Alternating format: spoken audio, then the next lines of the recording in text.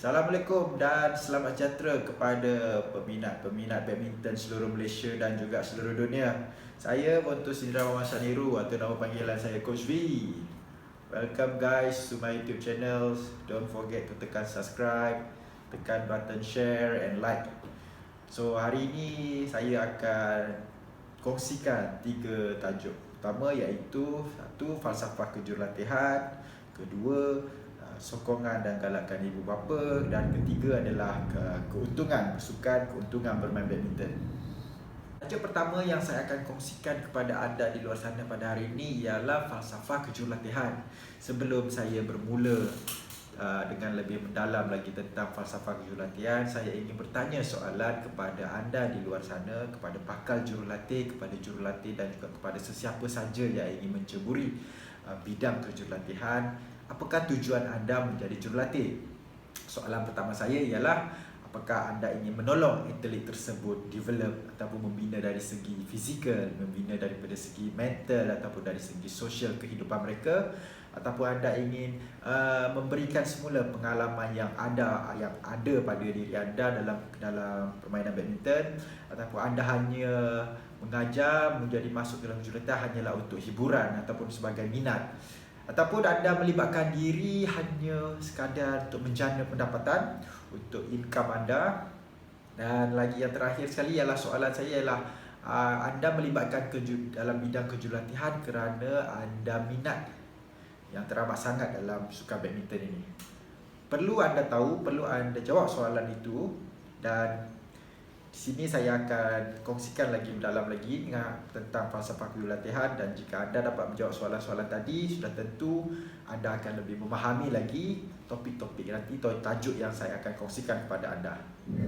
Untuk memasuki kerjaya dalam bidang kejurulatihan, anda perlu mengetahui tentang sedikit sebanyaklah tentang falsafah kejurulatihan. So saya akan kongsikan dengan lebih dalam lagi, iaitu falsafah kejurulatihan ini dan definisi falsafah kejurulatihan. Falsafah kejurulatihan ialah satu pegangan dan satu kepercayaan tentang manusia dan juga sukan. Melalui falsafah sukan yang membolehkan seseorang individu berfikir secara kritikal, berfikir secara kreatif dan juga mengatasi cabaran dan juga masalah yang akan dihadapi. Melalui falsafah kejurulatihan ini, sebagai jurulatih anda akan lebih mengetahui diri anda, personaliti anda, dan membina karisma anda sebagai jurulatih. Dan melalui ini juga anda akan dapat memahami atlet anda dengan lebih dalam dan dapat membantu dari segala apa yang anda inginkan supaya performance mereka akan menjadi lebih bagus. Melalui sedikit informasi yang sudah kita bincangkan tadi, 3 perkara penting yang anda perlu tahu tentang falsafah kejurulatihan. Yang pertama adalah pengetahuan tentang diri. Sudah tentu anda masih ingat pada permulaan tadi saya bertanyakan soalan kenapa dan tujuan anda menjadi jurulatih. Ini adalah sangat penting kerana apabila anda mengetahui tentang diri anda sendiri, anda akan mengetahui kekuatan dan kelemahan mengapa anda menjadi jurulatih. Kedua ialah pengetahuan tentang tugas kejurulatihan. Ini anda perlu tahu kerana menjadi jurulatih anda akan melalui cabaran, anda akan melalui masalah, anda akan melalui tekanan dan bermacam-macam lagi apabila anda menceburi dalam bidang kejurulatihan. Yang ketiga ialah mengenali atlet. Anda perlu mengenali atlet anda perlu mengenali personaliti pemain anda macam mana, anda perlu mengetahui kemampuan mereka bagaimana, dan juga latihan macam mana, planning latihan yang sesuai untuk mereka. Dan yang paling penting ialah gaya kejurulatihan anda yang mana sesuai untuk atlet anda. Akhir sekali tentang falsafah kejurulatihan ialah sifat-sifat jurulatih yang berjaya. Saya berikan 5 contoh, mungkin anda di luar sana boleh memberikan lagi banyak ataupun berkongsi dan berikan komen. So 5 sifat-sifat jurulatih yang berjaya yang saya akan berikan ialah, yang pertama ialah berpengalaman dan berilmu, bermotivasi dan selalu committed dengan kerjaya. Kemudian mempunyai visi dan sasaran. Keempat, berkemahiran melakukan training plan ataupun latihan yang sesuai untuk pemain. Dan yang nombor 5 ialah sentiasa mengawal emosi dengan cukup bagus. So mungkin anda di luar sana boleh tambah, berikan komen, dan kemudian jangan lupa subscribe. Tajuk kedua yang saya akan kongsikan kepada anda di luar sana pada hari ini ialah sokongan ibu bapa. Sekali saya ingin mengucapkan terima kasih kepada ibu bapa yang di luar sana yang sentiasa menggalakkan dan memberi sokongan kepada anak-anak mereka untuk bersukan, terutama sekali sukan badminton. Tanpa sokongan ibu bapa, sudah tentu pada masa akan datang kita akan kekurangan pelapis dan pemain yang bakal menaikkan nama negara. So saya berharap melalui perkongsian ini akan lebih ramai lagi ibu bapa akan bergiat membawa anak-anak mereka bersukan dan membawa anak-anak mereka bermain badminton. Kerana berdasarkan pada kajian 80 hingga ke 85% ibu bapa adalah orang yang akan mempengaruhi anak-anak mereka untuk bersukan. Dan saya sebagai peminat badminton, saya ingin menggalakkan lebih ramai ibu bapa di sana untuk menggalakkan anak mereka sentiasa aktif bersukan dan bermain badminton. Kepada ibu bapa di luar sana yang ingin menggalakkan anak-anak mereka bersukan, saya akan memberikan 4 tips penting untuk mereka bermula dan start bersukan bersama anda, dan saya berharap pada masa akan datang kita akan dapat melahirkan bakat baru tidak kira dalam apa-apa sukan.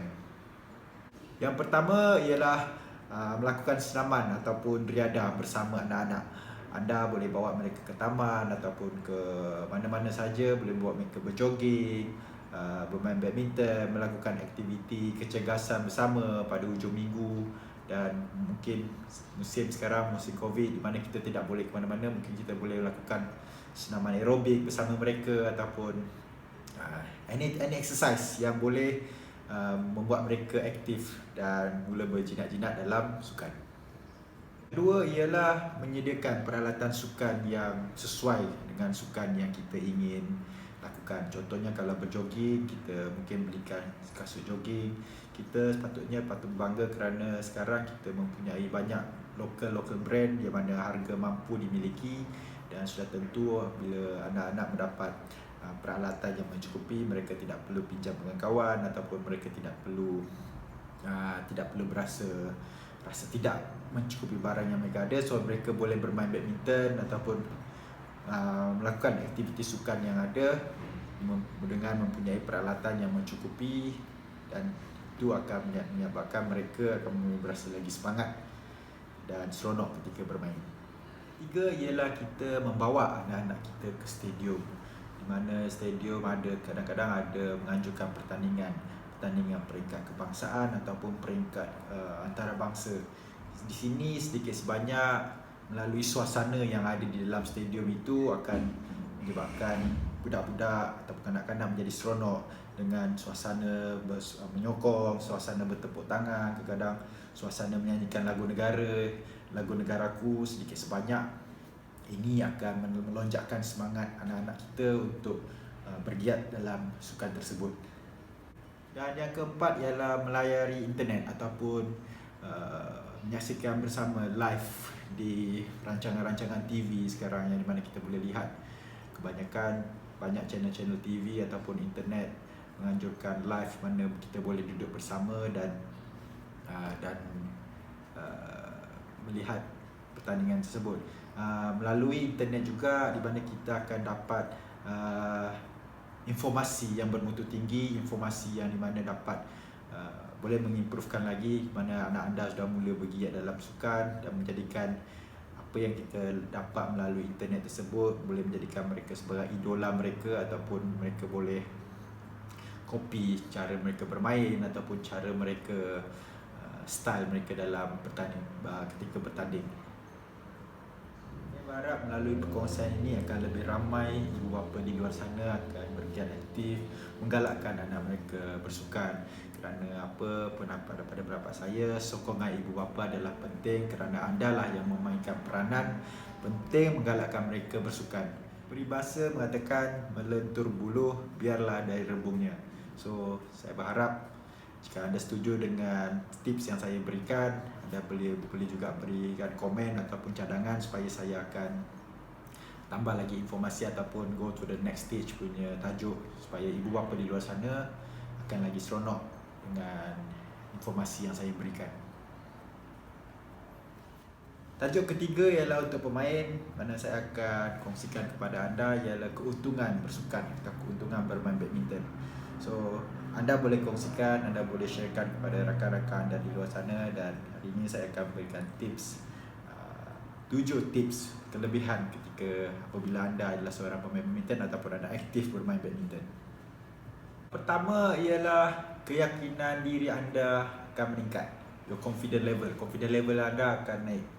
So, confidence level adalah penting, di mana apa-apa harian yang aktiviti harian yang kita buat, tak kisah kita bekerja, kita belajar, kita membuat rutin harian, confidence level is very important. So, nombor 1 is keyakinan level anda akan meningkat.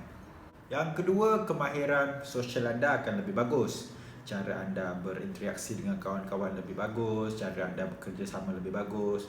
Dan sudah tentu nombor 2 ialah kemahiran sosial anda akan jadi lebih bagus.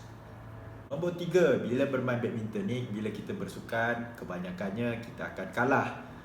So bila kita seronok bermain ataupun kelebihan apa yang kita perolehi ialah kita sentiasa menerima kekalahan dan kita bijak menangani emosi, dan most important is biarpun kita kalah 10 kali tapi kita tidak pernah berputus asa dan kita sentiasa cuba yang terbaik, dan melalui apa yang kita lalui itu kita akan sentiasa tidak akan berputus asa dan sentiasa akan mencuba yang terbaik, dan pasti pada masa akan datang kita akan memperolehi kejayaan. Nombor 4, pemain akan sentiasa kekal berdisiplin. Melalui sukan kita akan dapat membina prinsip diri, kita akan dapat membina disiplin diri kita sendiri. Kerana apa? Biasanya kalau berlatih badminton kita patuhi waktu berlatih, kita akan patuh cakap jurulatih, dan secara automatik disiplin itu dapat dididik di dalam diri kita sendiri. Nombor 5 ialah memupuk semangat berpasukan. Semangat berpasukan amat penting kerana saya percaya kerana kejayaan kita, apa yang kita perolehi sekarang ini adalah melalui rakan-rakan atau teman-teman kita, teman-teman sekeliling kita. So melalui semangat berpasukan, saya pasti kita akan lebih berjaya pada masa akan datang. Nombor 6, kita akan lebih menghormati orang lain. Melalui sukan jugalah kita akan boleh menghormati orang lain kerana kita sentiasa tahu batas dan limitation kita sebagai seorang atlet dan jurulatih, dan melalui sukan sudah tentu secara automatik terdidik di dalam diri kita, kita tahu menghormati satu sama lain. Nombor 7 yang paling penting ialah kita dapat mengawal emosi kita. Kita sentiasa bersabar kerana melalui kesusahan ketika berlatih, menang kalah, ni semua adalah satu proses kehidupan di mana kita akan dapat lebih bersabar dan kita akan dapat mengawal emosi kita, dan perkara ini adalah amat penting untuk menentukan kejayaan kita pada masa akan datang. So only that guys, saya harap apa information yang saya dapat berikan kepada anda di luar sana dapat memberikan sedikit sebanyak informasi supaya kita akan pergi aktif dalam sukan, dan sentiasa kita mempunyai pengalaman dan juga knowledge yang cukup bagus untuk kita didik generasi-generasi pada masa akan datang. So jika anda rasakan my channel ini membawa manfaat kepada anda, jangan lupa share, subscribe dan berikan komen. Tak kisah negatif atau positif, yang penting pada masa akan datang saya akan lebih bersemangat untuk membuat channel, membuat video untuk anda dan share some very good information for you all. So thank you very much. I'm Coach V. Assalamualaikum. See you again.